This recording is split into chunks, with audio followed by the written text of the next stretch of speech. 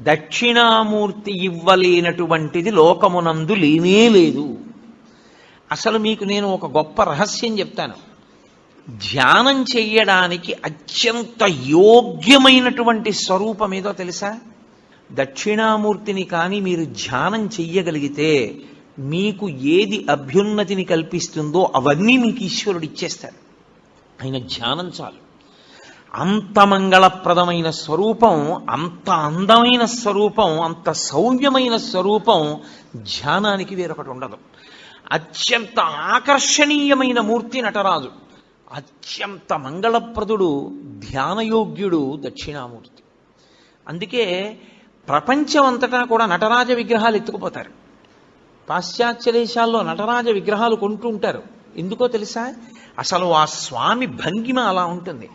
ప్రపంచంలో ఏ దేవతా స్వరూపంలోనూ కనపడనంత